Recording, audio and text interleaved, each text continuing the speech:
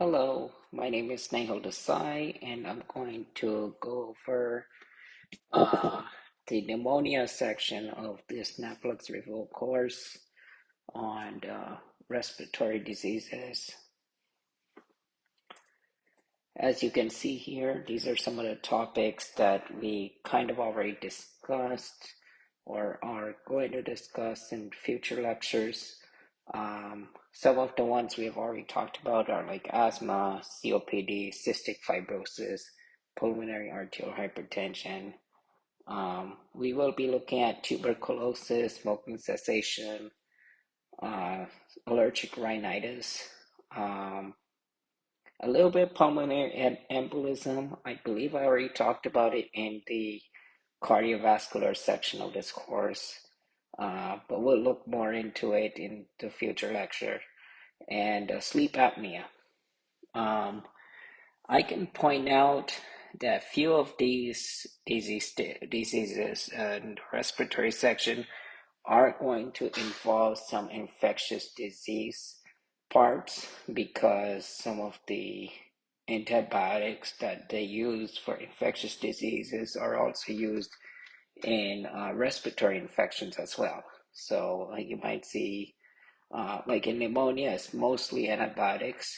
Um, Tuberculosis, you're going to see a few antibiotics there, and allergic rhinitis as well. So you're going to see some with antibiotics, some not so much.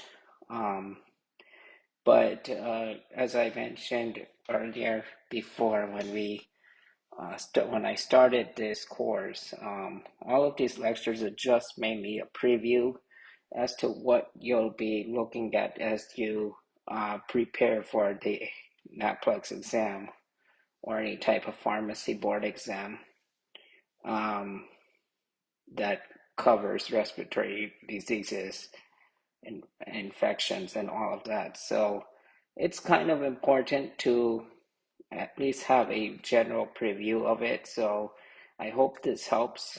And um, as of right now, we are kind of already getting midway toward the um, end of the respiratory section. Well, we still got to work on smoking cessation, allergic rhinitis, and other parts, but we are getting close to, finishing up some stuff here. So, um, if you would just, uh, if you have any chance, and you would like to leave a feedback or comment on any of my presentations so far, please feel free to add any comments. If you have any questions, feel free to let me know. You can post it directly below the videos, um, and I will get back to you as soon as I can. And I hope this all works out for you. I hope that everything you're doing so far is working for you in terms of passing this exam. And I know it's difficult, so let's get to it. Let's talk about pneumonia in this section and see where we go. So I'm just going to give a general overview. Pneumonia, as I mentioned, it's going to be a lot of infectious disease kind of antibiotics. So, like it says here, it's infection in the lung, like in the lung tissues and supporting tissues of the lung. So, when that happens, parts of that tissue gets inflamed and it basically swells up that tissue and causes that fluid or pus buildup and kind of prevents the gas exchange, like the carbon dioxide, oxygen, all those kinds of gas exchange. And then when gas cannot be exchanged properly, then cough, shortness of breath, um, sometimes wheezing, and all of that can occur. So um, pneumonia can happen, but it is not very common, but it does happen, and especially for patients who are going to be in the hospital for so long. As stated here, hospital acquired more than 2 days can lead to um, pneumonia as well.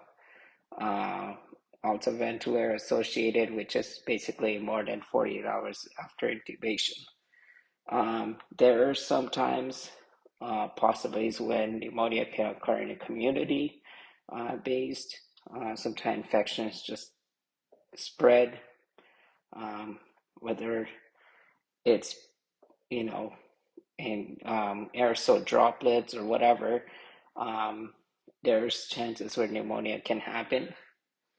Um, it's highly uncommon to occur, very commonly, but it is possible that pneumonia can occur just because of the bacterial infection that one person acquires. Um, so just be careful. Um, for example, like streptococcal pneumonia in the name of streptococcal bacteria, just knowing that if you get that complications may lead to pneumonia. It doesn't necessarily occur right away. So, um, so just wanted you to be aware, exactly where this pneumonia is happening, how it can occur, and all. The picture in this diagram is just to kind of illustrate um, how that tissue is inflamed. You can see the inflamed alveoli and the fluid buildup and the pus. That's actually impairing that gas exchange there. So if you see a patient case, like patient having cough, shortness of breath, fever, you just have to think like could be pneumonia. If that patient has been in the hospital for over 2 days and they have been experiencing these symptoms, then there is a possibility pneumonia has developed and that this patient needs to be treated immediately. So let's look at some of the medications um, for like outpatient, for example, community acquired. Um, Typically, this is just a general list of antibiotics that you would notice maybe in practice or as you're studying your materials. Um, I don't have an extensive list listed here, uh, an extensive list of antibiotics, but you can actually look more into that in the IDSA guidelines. You can look into the um, infectious disease section of your NAPLEX source, um, like resources that you use to study for the NAPLEX. You can check your pharmacy materials as well, and your coursework. Um, that will list all the other uh, antibiotics. Um, as I mentioned, this is not, I'm not giving you a whole lecture on the protocol and how it should be taken and all, and dosing on everything. Um, I'm just giving you a general preview of some medications you'd encounter on an exam that relates to that disease state and how it works so in the body. So like on an outpatient, you might see a oral dose of amoxicillin or doxycycline or something like azithromycin or macrolide monotherapy like azithromycin, clarithromycin, or those kinds of things. And then if patient has some heart issues or some other comorbidities along with pneumonia, they would probably be put on combination of medication like beta lactam and macrolide. And this could be like things like augmentin, cefuroxime plus a macrolide. Um, and then respiratory fluoroquinolones monotherapy is another alternative too. So in treating the disease, like levofloxacin, moxifloxacin. And then inpatient, patients could get a could be in ICU or they would not be in ICU. And the medication treatments are going to be a little bit different here. And I listed out all the options for you here. I'm not going to read them all out for you, but at least you can see it here. In like a non-ICU setting, you'll have a beta-lactam plus a macrolide, or an option 2, respiratory fluoroquinolone. In the ICU setting, you might see a combination more like beta-lactam plus azithromycin, or you might see beta-lactam and the respiratory fluoroquinolone combined. Or if there's a pseudomonas risk, you would need to use some anti-pseudomonal drugs like Zosyn, for example, or cefepime, or meropenem, one of the carbapenems. And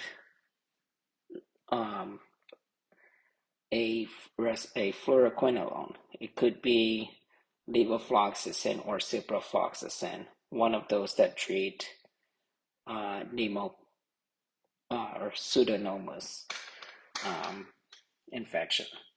And sometimes beta-lactam plus azithromycin plus aminoglycosides would also work, especially if pseudomonas is a risk and eventually becomes more severe. So maybe a triple drug regimen is needed, or you might need even 4 drugs if MRSA risk is involved, where vancomycin and linezolid.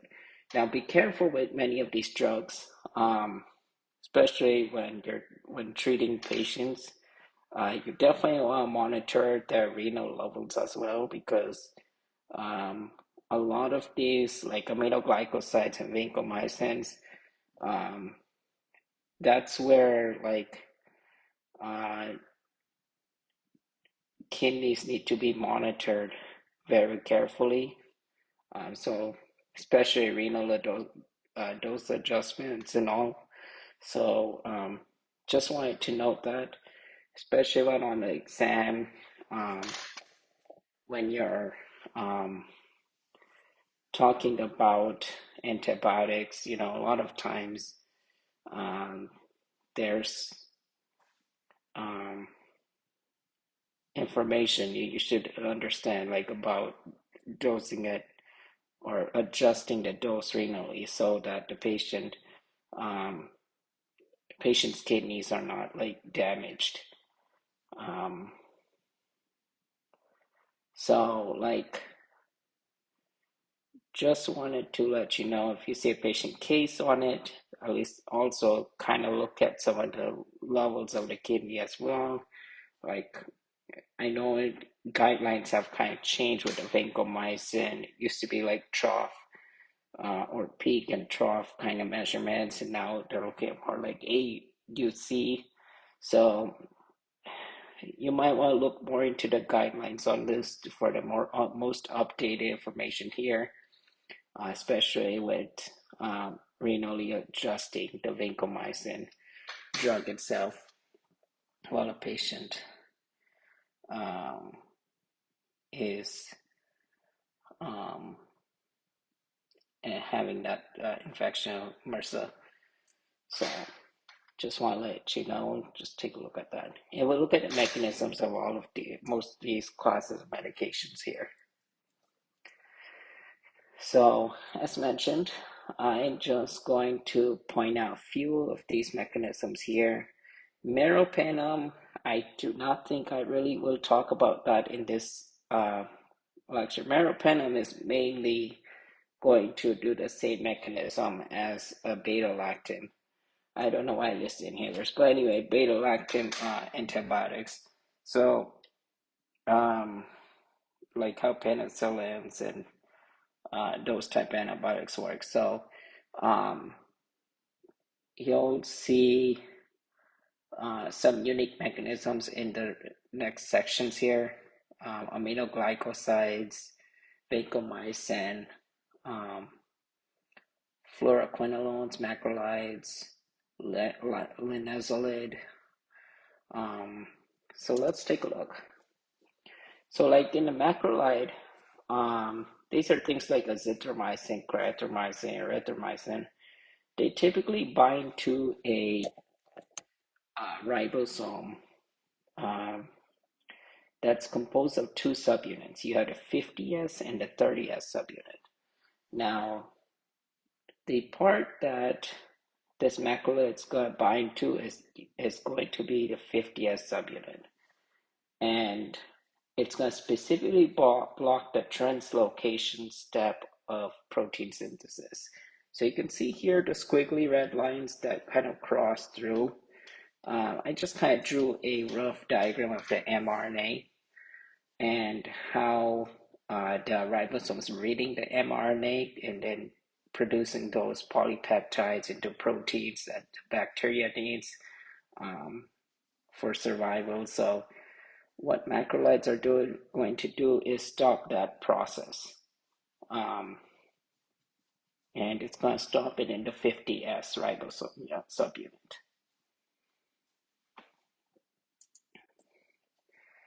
As for the beta-lactams, they're not going to go into the bacterial cell and disrupt the ribosome. Instead, beta-lactams are going to disrupt directly on the walls of that bacteria, like the cell wall.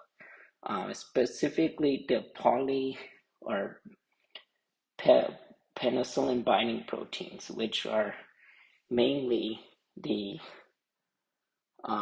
transpeptidase that cross-links the peptidoglycan strands in the bacterial cell wall. And then they're going to prevent that cross-linking of the peptidoglycan.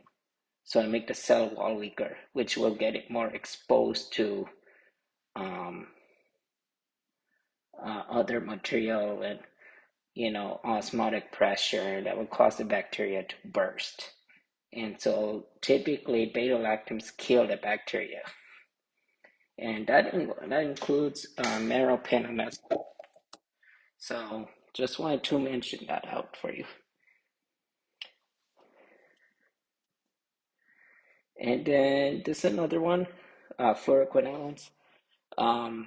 They kill bacteria by inhibiting these enzymes, the topoisomerase 2 and the topoisomerase 4. Now it depends on the type of bacteria.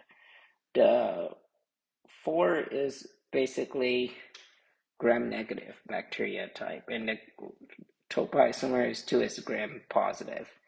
So, but it will block both. So either one of them, depending on the bacteria, is going to block that topoisomerase. So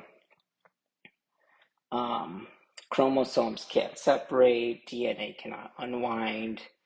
So it's going to affect straight on the DNA instead of the mRNA, like you saw how like the macrolides work against it.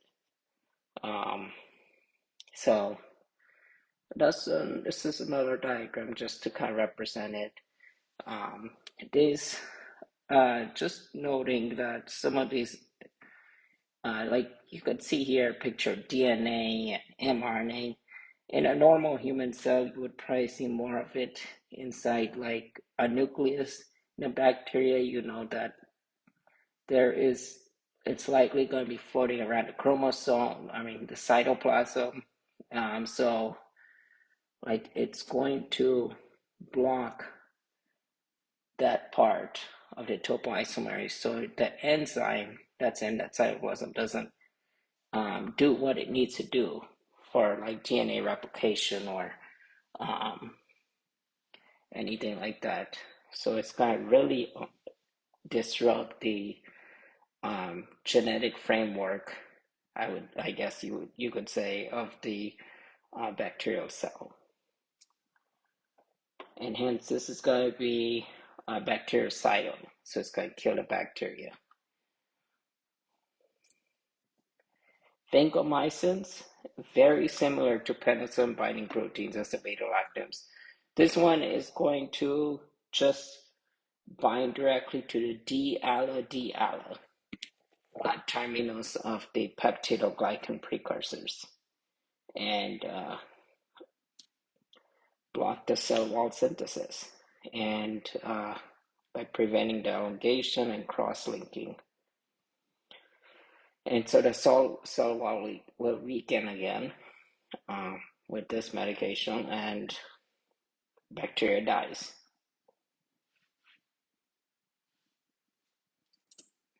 Linezolid, similar to the way like the macrolide works, preventing the 50S ribosome from doing what it needs to do for protein synthesis and stuff, that it will just stop the protein synthesis and then stop the growth of bacteria. This one is mostly like bacteriostatic, but sometimes it can be bactericidal, especially at higher doses. Um, but just one other thing is really just to keep in mind which ones are actually going to kill the bacteria, which ones going to prevent the bacteria from growing, which is bacteriostatic. You should understand the differences there too.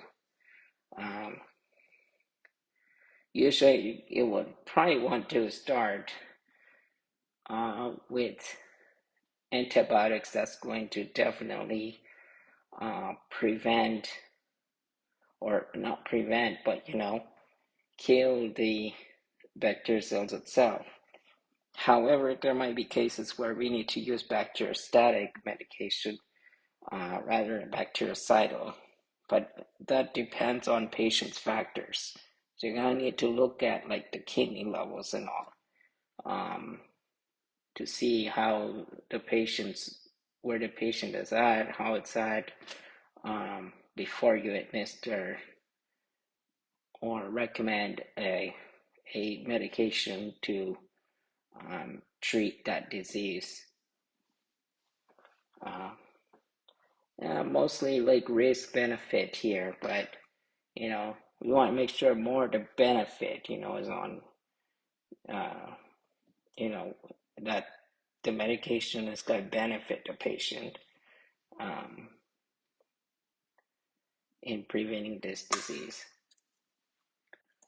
Then aminoglycosides is going to prevent the 30S instead of 50S.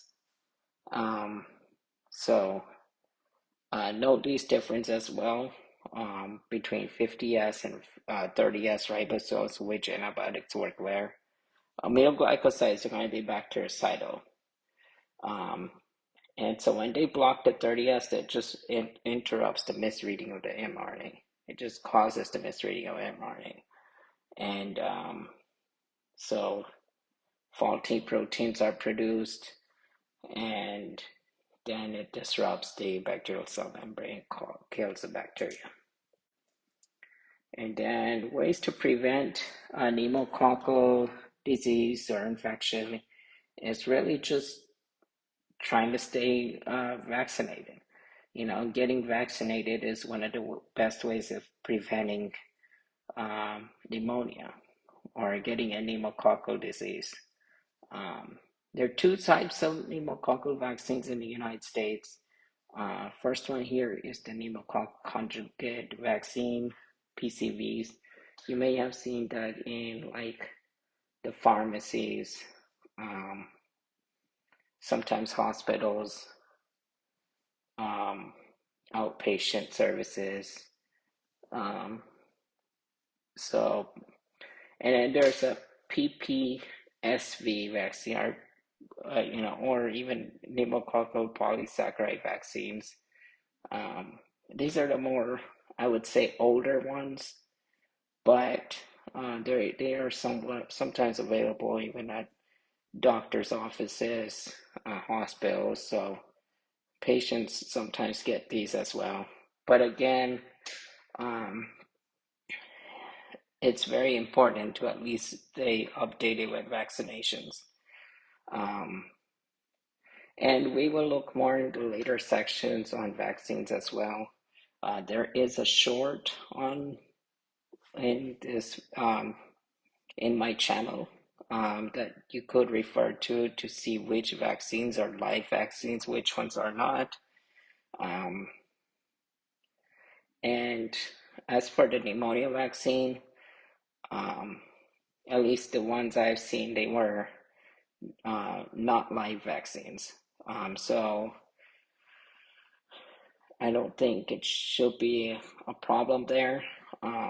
CDC recommends that children younger than 5 years old should be vaccinated with pneumonia, or 5 through 18 years with certain risk conditions. Adults 50 years and older should be vaccinated with pneumonia, as well as 19 to 49 years with certain risk conditions. Now, these guidelines might not stay the same. It might change next year, or it might change next month. It can change at any time. So it's better to check the CDC website for future updates on the vaccines as well. So, and that's pretty much it in this video.